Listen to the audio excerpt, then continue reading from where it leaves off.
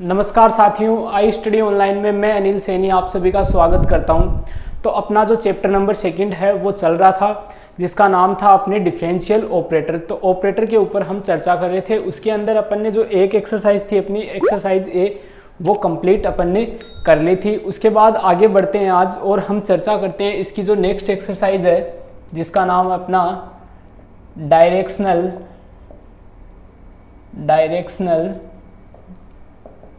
Differential.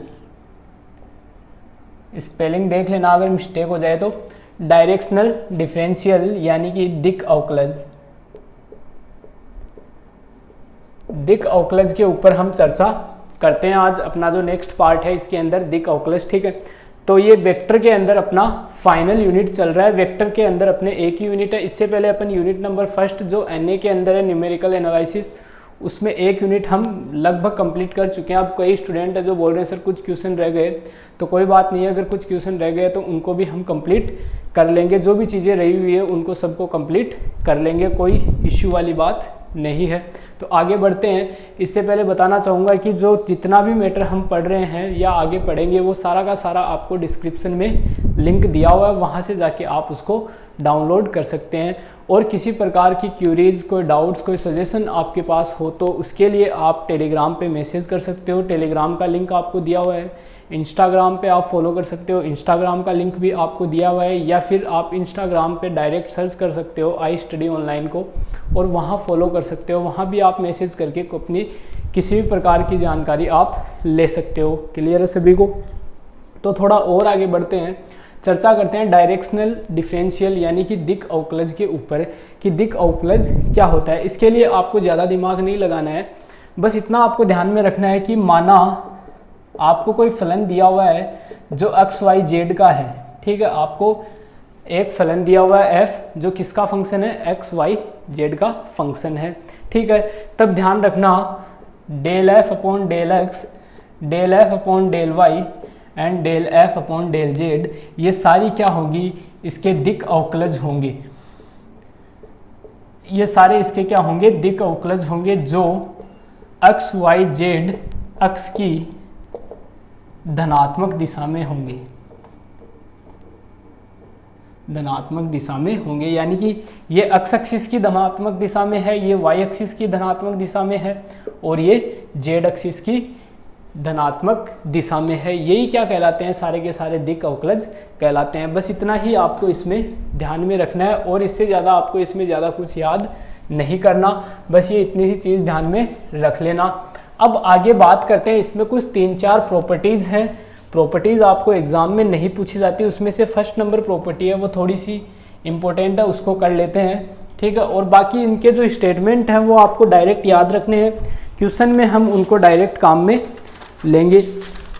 तो चर्चा करते हैं अब जो इसमें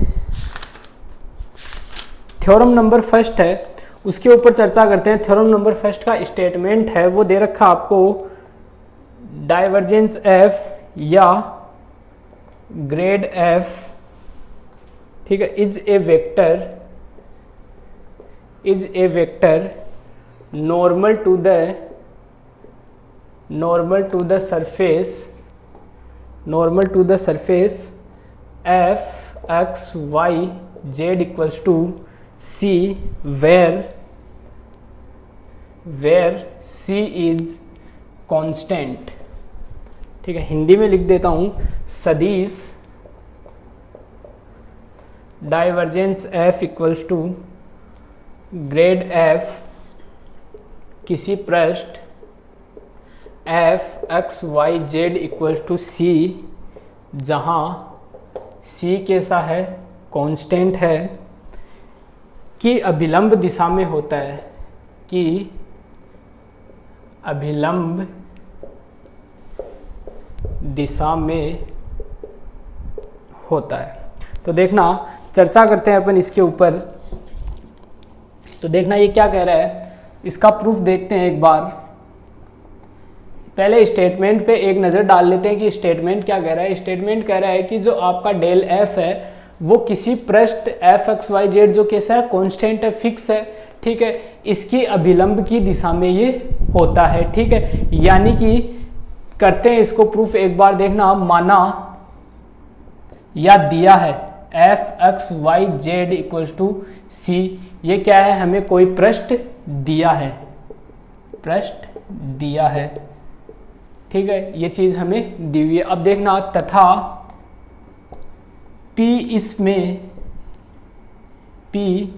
इसमें कोई बिंदु है, ठीक है, इसमें कोई बिंदु मान लेता हूँ P जिसके निर्देशांक x y z है, ठीक है, इसके निर्देशांक क्या है, x y z है, तथा Q इस P के पास में कोई बिंदु है, इसी पृष्ठ के अंदर P कोई पॉइंट हमने ले लिया, ठीक है, इस P के एकदम जस्ट पास में कौन है, Q है, ठीक है, और इस Q के निर्देशांक क्या है, x plus del x, y plus del y, z plus del y है, ठीक है, ये क्या है, इस P के एकदम पास में कोई बिंदु दिया हुआ है। क्लियर है सभी स्टूडेंट को। अब सिंस हम जानते हैं r बराबर क्या होता है, xi plus y j plus z के, क्लियर है सभी को, ठीक है, और ये r में मान लेता हूं इस P का क्या है, स्थिति सदिश है, ठीक है, r वेक्टर क्या है, ये P का स्थिति सदिश है, ठीक है, तथा सिमिलरली Q का स्थिति सदिश क्या होगा, Q का स्थिति सदिश दिख रहा होगा सभी को, यहां से कह सकते हो आप क्या होगा, r प्लस डेल r होगा। क्लियर है सभी को। तो therefore r plus del r equals to, ये किसको रिप्रेजेंट करेगा, ठीक है, r plus del r equals to, ठीक है, यहां आप लिख सकते हो x plus del x I plus Y plus del Y I J plus Z plus del Z के। क्लियर है सभी स्टूडेंट को यहाँ तक। अब देखना यहाँ से सिंस r बराबर आपको ये दिया हुआ है, तो r plus del r equals to, यहाँ से मैं लिख सकता हूँ एक्स आई plus y j plus z k, और आगे बचेगा आपके पास डेल एक्स आई plus del y j plus del Z k. इसको मैं क्या लिख सकता हूँ, r, ठीक है, तो r plus del r equals to r plus del x I plus del y j plus del Z k, यहाँ r से r कैंसिल हो जाएगा, तो आपके पास जो टर्म बचेगी वो आपके पास आएगी del r equals to del x I plus del y j plus del Z k. तो क्लियर होगा सभी स्टूडेंट को यहाँ तक, ठीक है। अब एक कंडीशन की हम चर्चा करते हैं, जब ये Q वापस इस P की तरफ अग्रसर होता है, ये क्या कर रहा है, जब ये Q जब वापस P की तरफ अग्रसर हो रहा है, ठीक है, ये डेल R किसको रिप्रेजेंट कर रहा है, ये उस जो पार्ट है आपका PQ उसी को रिप्रेजेंट कर रहा है, ठीक है। जो अल्पांश है उस अल्पांश को कौन रिप्रेजेंट कर रहा है, ये डेल R, मतलब उस अल्पांश का जो स्थिति सदिश है वो क्या है, डेल R है, या ये कह दो कि P से Q तक की दूरी कितनी है, डेल R है, आप जो चाहे इसको बोल सकते हो, ठीक है। अब जब ये वापस Q इस P की तरफ जाना चाहेगा, ठीक है, तो इसकी तरफ जाना चाहेगा, तो ये डेल किस में बदल जाएगा, पूरा D में बदल जाएगा, तो d r equals to d x I plus d y j plus d z के। क्लियर है सभी स्टूडेंट को यहाँ तक, ठीक है। अब थोड़ा और आगे बढ़ते हैं। सिंस हम जानते हैं अवकलन गणित से,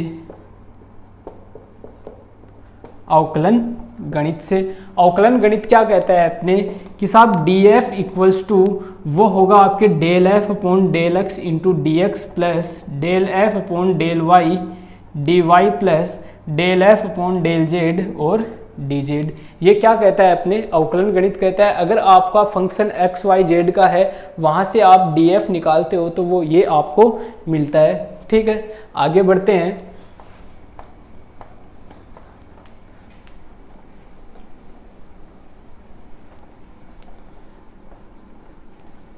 तो देखना यहाँ से मैं इस चीज़ को लिख सकता हूँ d f equals to del f upon del x I plus del f upon del y j plus del f upon del Z के। क्लियर है। अंदर इसको मैं लिख सकता हूँ डी एक्स आई plus d y j plus d z के। Clear है सभी स्टूडेंट को। जब आप इसका वापस डॉट प्रोडक्ट लेते हो तो डॉट प्रोडक्ट लेते हो तो वापस आई डॉट आई तो क्या बन जाएगा 1, तो वापस आपको यही इक्वेशन मिल जाएगी। तो क्लियर होगा सभी स्टूडेंट को, ठीक है।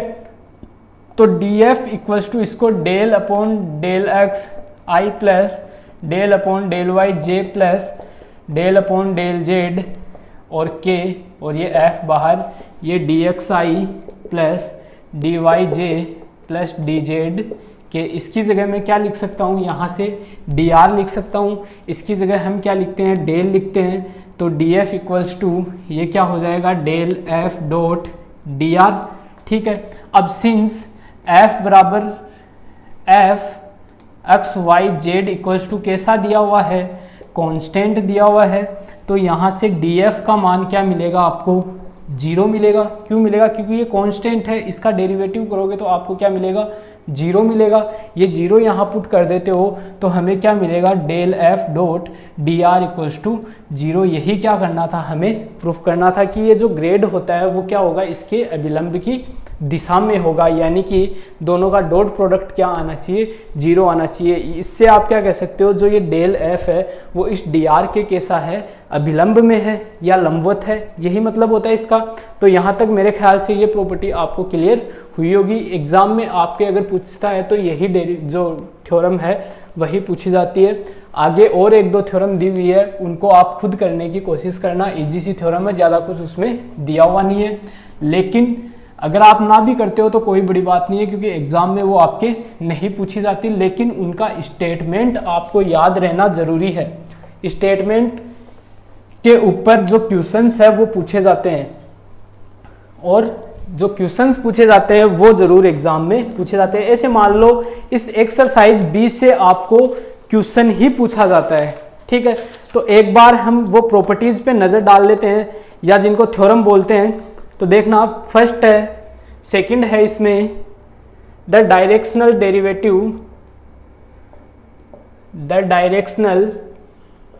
Derivative of a scalar field f at a point p x Y z in the direction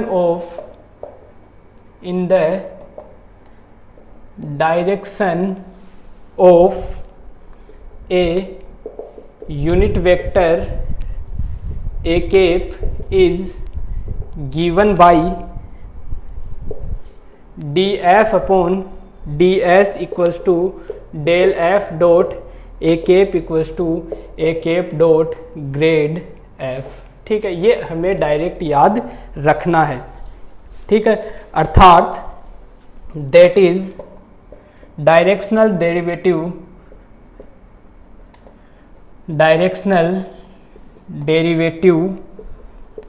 D f upon d s is the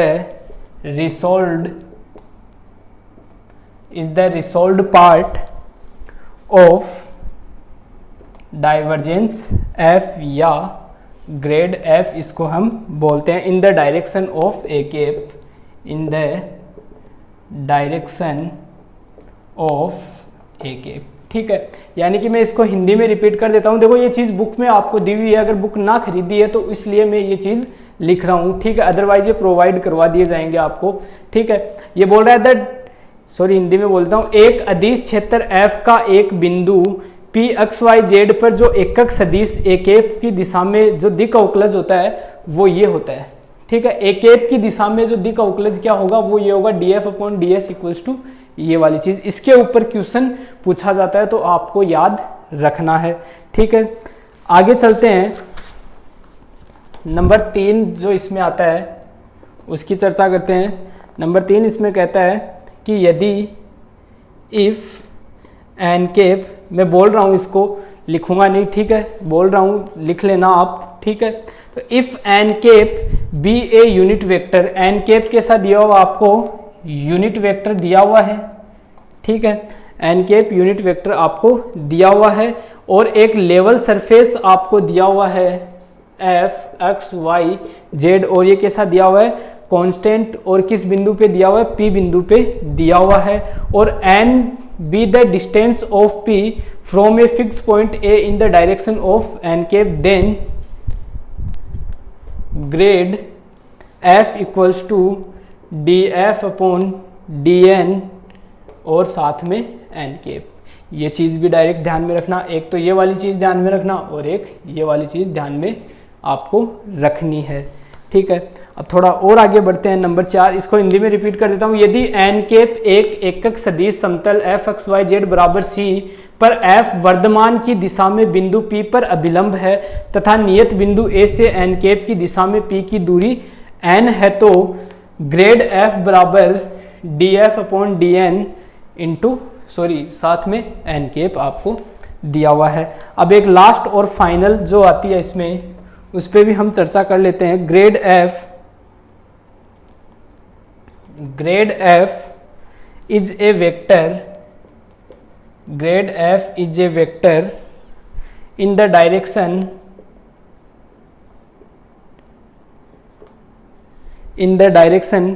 in which the maximum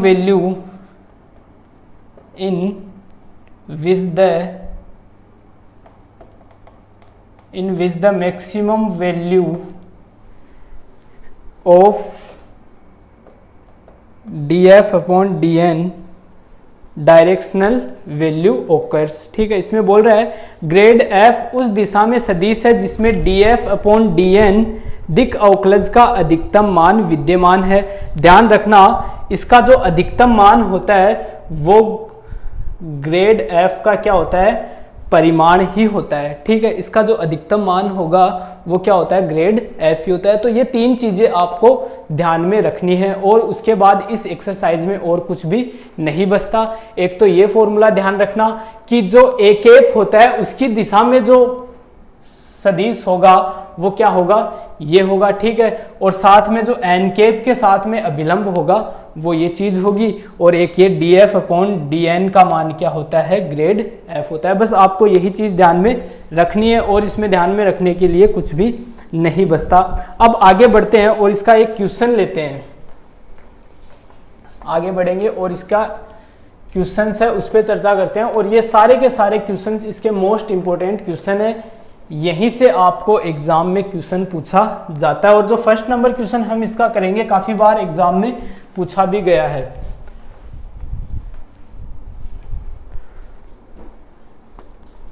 तो क्वेश्चन है आपका, find a unit normal vector to the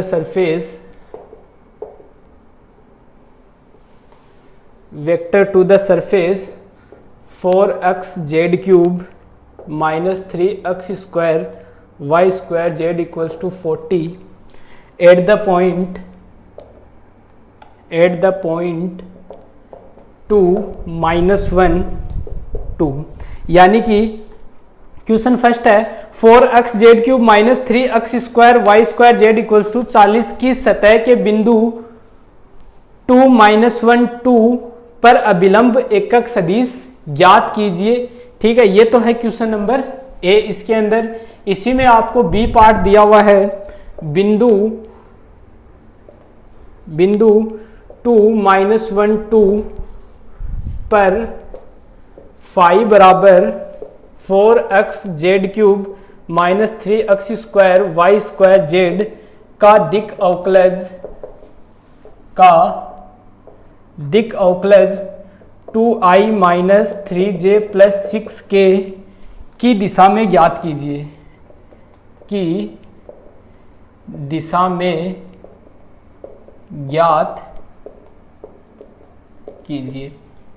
ये दो question है और इन दोनों question पे हम चर्चा करते हैं। तो देखना, सबसे पहले हमें क्या निकालना है, सबसे पहले हम निकालेंगे ग्रेड फाई। तो करते हैं इसका सॉल्यूशन। देखना जो सॉल्यूशन होगा, तो सबसे पहले देखना, find a unit normal vector to the surface 4x z cube minus 3x square y square z equals to 40 at the point 2 -1 2, ठीक है। हमें क्या निकालना है, यूनिट नॉर्मल वेक्टर, ठीक है।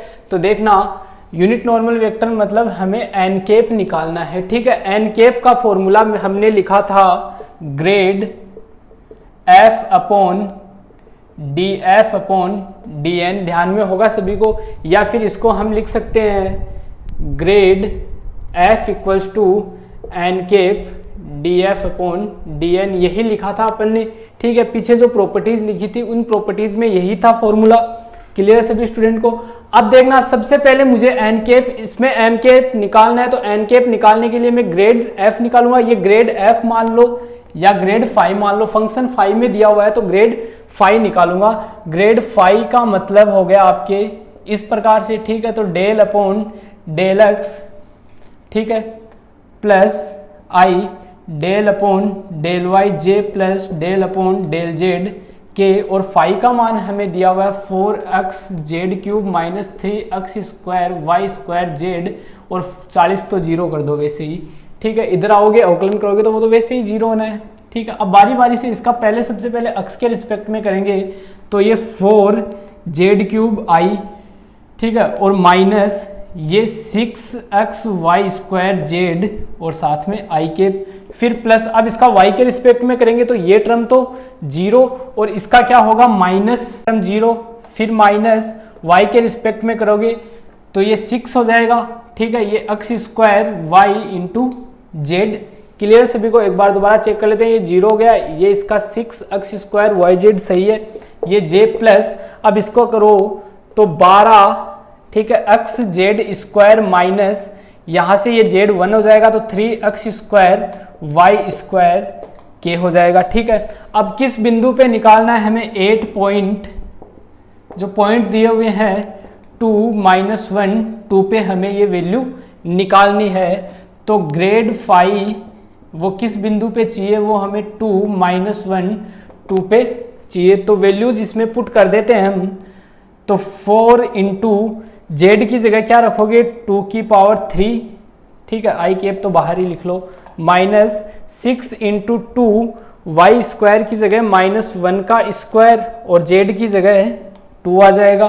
क्लियर है। माइनस 6 इंटू एक्स स्क्वायर का मतलब 2 का स्क्वायर, वाई का मतलब -1, जेड का मतलब 2 हो जाएगा, और जे प्लस यहाँ से 12 इंटू एक्स का मतलब 2, जेड का मतलब 2 का स्क्वायर, माइनस 3 इंटू 2 का स्क्वायर माइनस 1 का स्क्वायर, और साथ में क्या आ जाएगा, क्या आ जाएगा। क्लियर है यहाँ तक सभी को।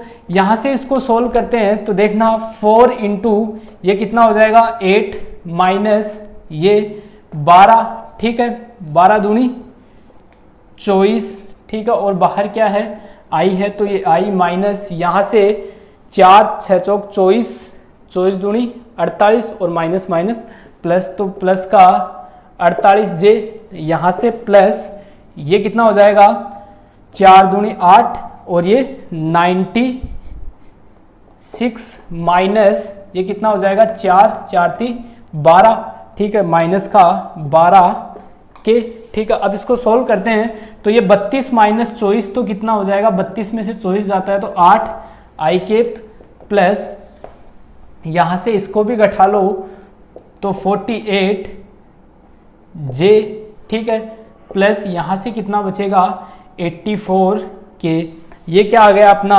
ग्रेड 5 आ गया। क्लियर है सभी स्टूडेंट को, ठीक है।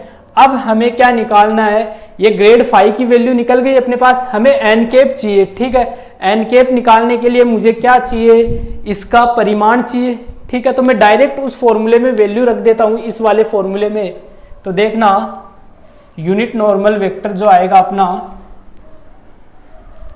Therefore unit normal vector n cap equals to grad f का मान अपने पास क्या है 8i प्लस 48 जे प्लस 84 के अपॉन ये अंडरूट। अब ये d f upon d n का मान क्या होता है, इसका परिमाण, ठीक है। इसका परिमाण का मतलब 8 का स्क्वायर प्लस 48 का स्क्वायर प्लस 84 का स्क्वायर।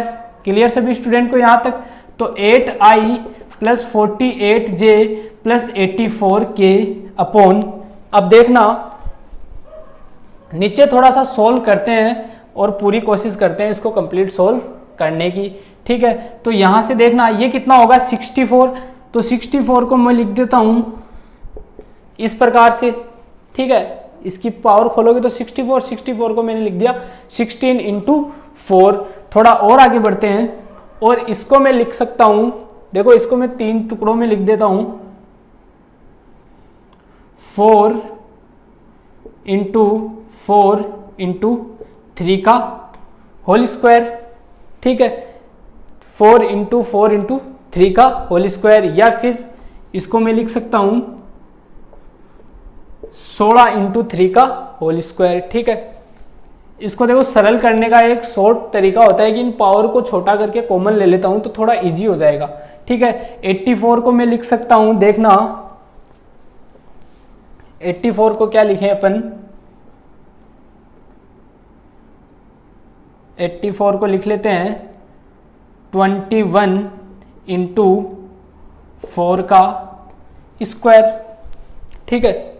इसको मैंने लिख दिया 21 इंटू 4 का स्क्वायर, ठीक है। अब यहां से देखना क्या क्या कॉमन आ रहा है, उसको हम कॉमन ले लेते हैं, ठीक है। इस 16 को भी मैं 4 इंटू 4 लिख देता हूं, ठीक है। इसको भी 4 इंटू 4 हम लिख देते हैं। तो देखना यहां से 4 इंटू 4 कॉमन ले लो, 4 इंटू 4 कॉमन ले लो, ठीक है। एक 4 कॉमन लोगे, ठीक है, और यहां से भी 4 कॉमन आ जाएगा, मतलब स्क्वायर बाहर आएगा। तो देखना ये तो 16, ठीक है, यहां बचेगा 4 प्लस यहां कितना बचेगा, देखो यहां 4 बार है ये, तो 2 बार बचेगा 4 इंटू 4 इंटू 3 का होल स्क्वायर, और ऊपर जो बच रहा है वो लिख देते हैं 8i plus 48j plus 84k। Clear है सभी स्टूडेंट को यहाँ तक, ठीक है। 4 इंटू 3 बचेगा, ठीक है, 4 बार था, 2 बार तो बाहर चला गया, ठीक है, ये अंडरूट है ऊपर, प्लस और यहाँ से देखना ये 21 का होल स्क्वायर, ठीक है, ये पूरे के कोष्टक आ गया। अब ये 16 अंडरूट से बाहर आएगा तो 4, और ऊपर क्या आ रहा है 8i plus 48j plus 84k, अंदर बचेगा अपने पास 4 प्लस, ठीक है, और यहाँ क्या बचेगा 12 का स्क्वायर 144 प्लस इसका 484। इनको ऐड कर लेते हैं अब, तो जो भी आएगा वो लिख देते हैं। पहले यहाँ से भी 4 कॉमन ले लेते हैं, ऊपर से भी, तो अंदर बचेगा 2i plus 12j plus 21k, ठीक है। इतना हमें करने की ज़रूरत ही नहीं थी, यही कॉमन ले लेते तो ये सीधा अंदर ये वाली टर्म ही अपने बनती। इस यहाँ माथापच्ची करने की, देखो थोड़ा सा इसको और छोटा कर लेते हैं, इतना करने की ज़रूरत थी नहीं। अगर अपन पहले ही ध्यान देते तो यहाँ से 4 कॉमन लेते, ठीक है, 4 कॉमन लेते तो ये सीधा का सीधा हो रहा था, ठीक है, लेकिन कोई दिक्कत नहीं है, 4 अब नीचे कैंसिल हो जाएगा, ठीक है। तो ये इनको ऐड कर लेते हैं, तो ऐड करने के बाद अब मैं डायरेक्ट वैल्यू लिख रहा हूँ, ये ध्यान रखना, ये होगा 441, ठीक है, और इसकी वैल्यू होगी 5894 से 4 कैंसिल, तो final result 2i plus 2j plus 21k upon under root 589, ये क्या होगा अपने फाइनल आंसर होगा। तो क्लियर होगा सभी स्टूडेंट को यहाँ तक, ठीक है। तो एक पार्ट इसका कंप्लीट होता है। अब आगे बढ़ते हैं और इसका नेक्स्ट पार्ट भी कंप्लीट करते हैं। सेकंड वाला पार्ट है, उस पर भी एक नज़र डाल लेते हैं, वो क्या कह रहा है।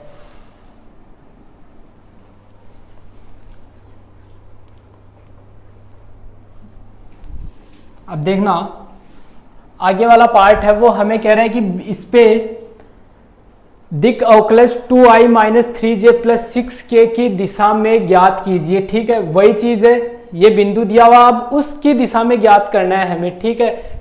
तो देखना हमें इसमें क्या निकालना है, ए केप निकालना है, यानी कि d phi upon d s equals to grad phi dot a cap, ठीक है। ये कंडीशन है, हमें इसमें क्या निकालना है, d phi upon d s निकालना है। यही क्या होता है, दिक् अवकलज होता है। इसकी दिशा में हमें दिक् अवकलज क्या होगा, d phi upon d s होगा इसकी दिशा में, ठीक है, क्लियर है।